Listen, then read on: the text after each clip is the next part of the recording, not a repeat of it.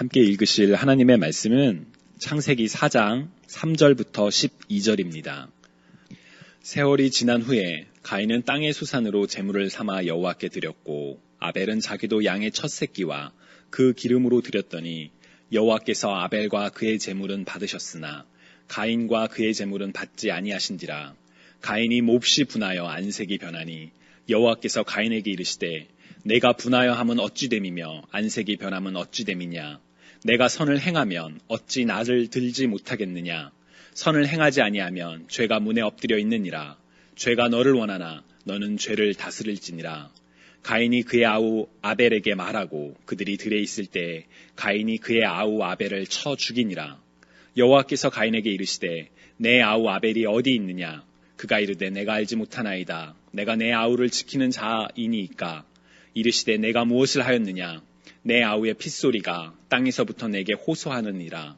땅이 그 입을 벌려 내 손에서부터 내 아우의 피를 받았은즉 내가 땅에서 저주를 받으리니 내가 밭을 갈아도 땅이 다시는 그 효력을 내게 주지 아니할 것이요 너는 땅에서 피하며 유리하는 자가 되리라. 아멘. 오늘 우리가 읽은 창세기 4장은 인류 최초의 살인사건이 기록된 안타까운 장입니다. 하나님의 형상을 따라 지음받은 인간이 다른 인간의 생명을 빼앗는 살인은 너무나도 안타까운 일일 뿐만 아니라 하나님의 창조 목적과도 심히 배치되는 그러한 죄악입니다. 이 죄악이 발생하기까지는 다양한 상황과 원인들이 얽혀 있지만 오늘은 특별히 질투에 초점을 맞추어 함께 말씀을 나누고자 합니다. 먼저 사건의 배경부터 잠깐 살펴보겠습니다. 오늘 본문 3절과 4절을 보면 가인은 땅의 소산으로 제물을 삼아 여호와께 드렸고 아벨은 양의 첫 새끼와 그 기름으로 드렸다고 성경에 기록되어 있습니다. 혹자는 아벨처럼 생명으로 제사를 드리지 않은 가인에게 잘못이 있다고 이야기하기도 하지만 농부로서 가인이 땅의 소산을 드린 것과 그리고 목자로서 아벨이 자신이 돌보는 양을 드리는 것은 아마 그들에게 있어 당연한 제사의 방법이었습니다. 문제는 이어지는 9절에 기록된 것처럼 하나님께서 아벨과 그의 제사는 받으셨지만 가인과 그의 제물은 받지 않으셨다는 점입니다. 하나님께서 누구의 제사, 누구의 예배는 받으시고 다른 누구의 제사, 예배를 받지 않으셨던 이유가 과연 무엇이었을까요? 여기에는 몇 가지 다양한 해석들이 있습니다. 방금 전에 말씀드렸던 것처럼 제물의 종류를 원인으로 설명하는 사람들이 있습니다. 그러나 설명드렸던 것처럼 각자의 직업에 맞는 제물을 하나님께 드렸다는 점과 그리고 레위기에 기록된 다양한 제물에 관한 규정처럼 동물뿐만 아니라 곡물 역시 하나님께 드리는 중요한 제물임을 고려하면 제물의 종류는 하나님께서 제사를 받고 받지 않으시는 원인이라고 보기에는 어렵습니다. 한편 제물의 품질에 대한 해석도 있습니다. 가인과 아벨의 제사와 관련되는 이미지를 찾다 보면 아벨이 드렸던 어린 양의 제물은 첫 양으로서 흠없고 아주 정결한 예물이었지만 가인이 드렸던 제물은 자신이 재배했던 것 중에 최상의 것이 아니라 흠이 있고 문제가 있는 것처럼 되어 있는 이미지들을 종종 우리는 발견할 수 있습니다. 사실 제가 어렸을 때 주일학교에서 배웠던 가인과 아벨의 제사의 차이도 바로 그런 점이었습니다. 그러나 그것도 정확한 설명은 아닙니다. 왜냐하면 가인이 정말 흠이 있고 문제가 있는 제물을 하나님께 드렸을 가능성도 있지만 동시에 그렇지 않을 가능성도 있기 때문입니다. 성경에 명확하게 기록되어 있지 않은 부분에 대해서 우리는 늘 조심히 접근할 필요가 있습니다. 제품의 품질에 대한 설명이 가진 문제점은 그것이 성경에 명확히 기록되어 있지 않다는 사실뿐만 아니라 성경에 기록된 다른 진짜 이유를 가릴 수도 있다는 점입니다. 하나님께서 가인의 제사를 받지 않은 이유에 대한 두 번째 설명은 바로 오늘 본문 6절과 7절에 기록되어 있습니다. 하나님께서는 자신의 동생이었던 아벨의 제사를 받으셨지만 자신의 제사가 받아들여지지 않았다는 사실에 크게 분노하고 안색이 변해 있는 가인을 향해 이렇게 말씀하십니다. 내가 분하여 함은 어찌 됨이며 안색이 변함은 어찌 됨이냐. 내가 선을 행하면 어찌 낯을 들지 못하겠느냐. 선을 행하지 아니하면 죄가 문에 엎드려 있느니라. 죄가 너를 원하나 너는 죄를 다스릴지니라 라고 말씀하셨습니다. 하나님께서 가인의 제사를 받지 않으심에 대한 아마 직접적인 답변이라고 할 수 있는 부분입니다. 가장 직접적인 답변이지만 역시 조금 더 설명이 필요합니다. 선을 행하면 어찌 낯을 들지 못하겠느냐. 선을 행하지 아니하면 죄가 문 앞에 엎드려 있느니라 라는 이 표현을 고려할 때 아마도 가인은 하나님 앞에서 선을 행하지 않았고 그의 삶에 죄가 있었기 때문에 하나님께서 가인의 제사를 받지 않으셨다고 우리는 해석해 볼 수가 있는데, 도대체 그 선을 행하지 않았다는 것이 무슨 뜻일까요? 가인이 하나님 앞에 어떠한 죄를 그대로 가지고 나왔다는 것일까요? 예수님께서는 마태복음 5장 23절에서 24절에 이르기를, 예물을 제단에 드리려다가 거기서 내 형제에게 원망 들을 만한 일이 있는 것이 생각나거든 예물을 제단 앞에 두고 먼저 가서 형제와 화목하고 그 후에 와서 예물을 드리라 라고 말씀하신 바가 있습니다. 예물을 드리기 전, 곧 예배와 혹은 제사를 드리기 전에 죄의 문제를 먼저 해결하고 나아오라는 말씀입니다.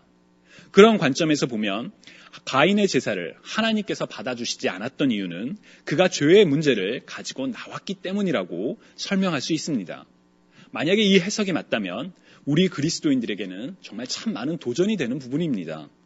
우리가 아무리 잘 차려입고 시간을 지키고 예물을 가지고 정성스러운 마음으로 예배의 자리에 하나님께 나아온다 할지라도 우리의 예배가 하나님을 기쁘시게 할 수 없으며 하나님께서 우리의 예배를 받아주시지 않는 경우도 있다는 것을 보여주기 때문입니다.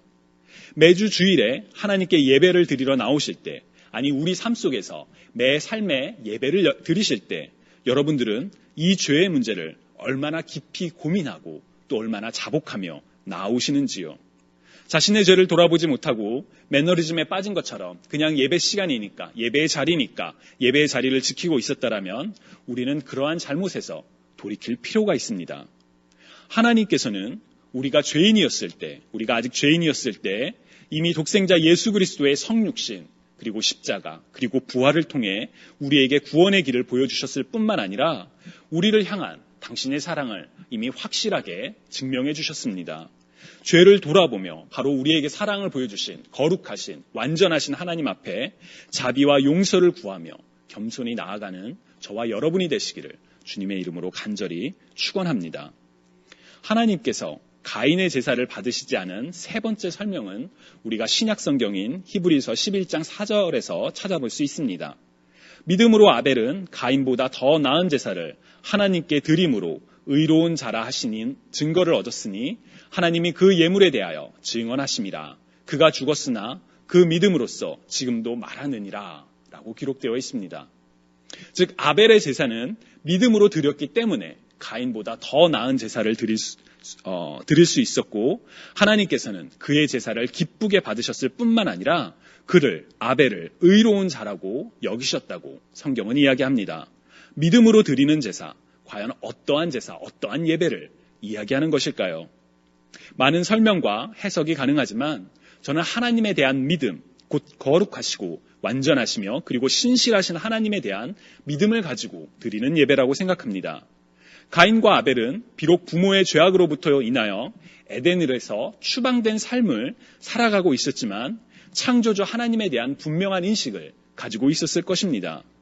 그런 하나님께 감사의 제물을 드릴 때 아벨은 하나님에 대한 깊은 경외와 사랑의 마음을 담아 예배를 드렸던 것이 아닐까 조심스럽게 추측해 봅니다.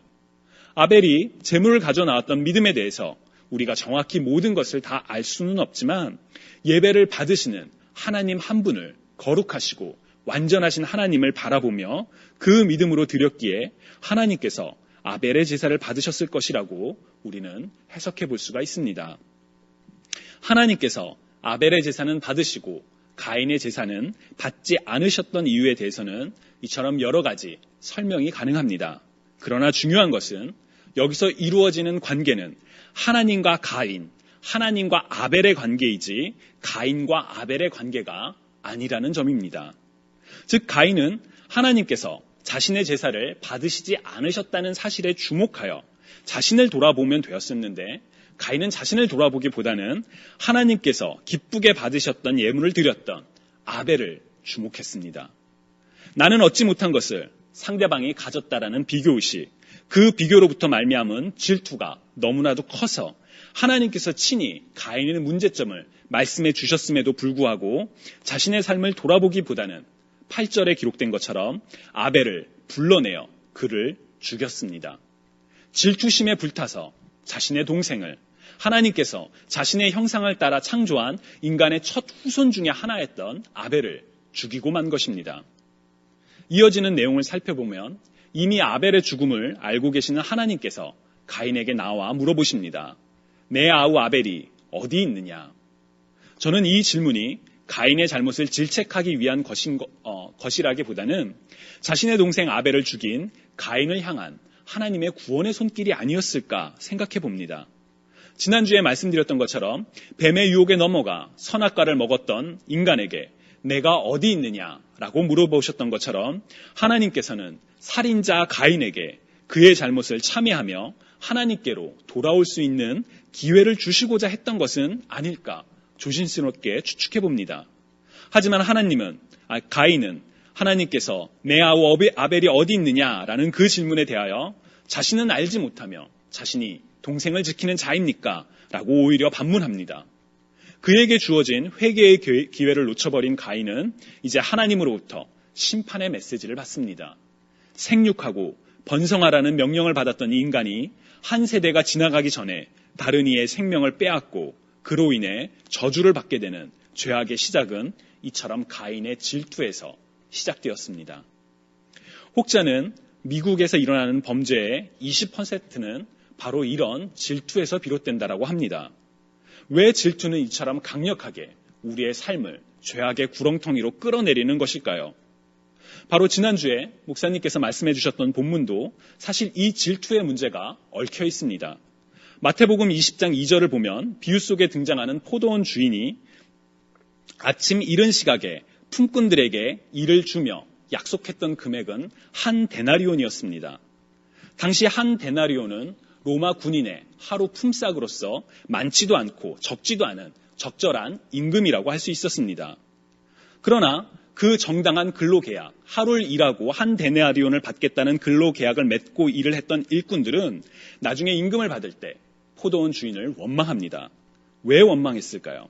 바로 자신보다 훨씬 늦게 일을 시작한 일꾼들도 자신과 똑같은 품삯을 받았기 때문입니다. 자신보다 늦게 일했지만 그럼에도 동일한 임금을 받았던 일꾼들을 자신의 비교 대상으로 삼지 않았더라면 그들은 정당한 근로계약에 따라 받았던 자신의 임금에 만족하며 그날 힘들었던 하루를 잘 마감할 수 있었을지도 모르겠습니다. 그러나 그들은 포도원의 주인과 자신과의 관계, 그 계약 관계만을 생각하기보다는 자신과는 상관없는 다른 늦게 온 일꾼들을 자신의 비교 대상으로 삼았고 그들이 자신보다 적은 노력에도 동일한 금액, 아니 그들의 눈에는 분에 넘치는 금액을 받았던 것을 질투하며 자신들 역시 그에 상응하는 대우를 받기 원했던 것입니다. 그 비교의식은, 질투는 그들의 마음 가운데 원망을 낳았고 포도원 주인으로부터 책망받는 데까지 이르렀습니다. 마찬가지로 가인 역시 자신의 제사를 받지 않으셨던 하나님과의 관계 속에서 자기 자신에게 집중했으면 됐는데 그렇게 하지 못하고 자신의 비교 대상, 곧 동생 아벨을 향한 질투와 분노를 살인이라는 큰 죄악으로 물들이고 만 것입니다. 주님이 사랑하시는 여러분들은, 아니 우리들은 하루에 얼마나 많은 질투를 하며 살아가시는지요? 어쩌면 우리는 그것을 질투라는 이름으로 인식하지 않을 수도 있습니다. 그냥 비교의식 혹은 남보다 덜 가진 듯한, 덜 축복받은 듯한 자신에 대한 열등의식으로 가려져 있을지도 모르겠습니다. 그러나 그 이름이 무엇이 되었든 간에 예수 그리스도의 피로 회복되어진 하나님과 우리의 관계를 가리고 다른 누군가에게로 우리의 시선을 돌리게 하는 것이라면 그것은 가인의 죄악처럼 우리를 더욱더 하나님으로부터 멀어지게 만드는 강력한 치명적인 그런 유혹이 될 수가 있습니다. 오늘 본문에 기록된 가인과 아벨의 이야기에서처럼 잘못된 질투의 방향은 우리의 시선을 가려 바라봐야 할 것을 못 보게 만들고 그 대상을 향한 질투, 그 분노의 마음으로 가득 차서 마땅히 해야만 하는 일들을 하지 못하게 만드는 큰 함정이 될 수 있음을 유념하면서 질투의 함정에 빠지지 않는 저와 여러분이 되시기를 주님의 이름으로 간절히 축원합니다. 오늘 본문에 드러나는 질투의 치명적인 결말을 돌아보며 과연 질투는 이처럼 나쁜 결말만을 이끄는 것일까 하는 의문이 들었습니다. 여러분들의 생각은 어떠신지요? 질투가 우리 삶에 이처럼 치명적이고 나쁜 죄악만을 가져오는 것일까요? 이런 상상을 해봤습니다. 만약 가인이 자신의 제사는 받지 않으셨던 하나님께서 자신의 동생 아벨의 제사를 기쁘시게 받으시는 모습을 보면서 그 이유를 생각하면서 자신의 실패와 타인의 성공을 비교하며 그것을 자신의 타산지석으로 삼았더라면 어떠한 결과가 나타났을까요? 아마 그런 상황이었다면 우리는 더 이상 가인의 행동을 질투라고 부르지는 않았을 것입니다. 비교를 통해서 질투와 미움 그리고 살인으로 이어지는 악의 인간관계가 아니라 비교를 통해서 오히려 자신의 잘못을 돌아보고 그로 인해 하나님과의 무너진 가려진 관계를 회복하는 대로 이어졌다면 그것은 아마도 훌륭한 벤치마킹의 사례라고 불릴 수 있지 않을까 하는 그런 생각이 들었습니다. 우리 인간에게 비교는 지극히 자연스러운 인지 과정입니다. 우리는 어렸을 때부터 크다 작다 많다 적다 등 비교를 통해서 사물을 인지하고 비교를 통해서 세상을 바라봅니다. 우리에게 당연하게 주어진 이 비교의 인식이 질투가 되지 않도록 오히려 더 자신을 성찰하며 더 하나님께로 가까이 나아가는 선한 징검다리가 될 수 있기를 우리가 그런 삶을 살아가는 선한 그리스도인들이 되기를 주님의 이름으로 간절히 축원합니다.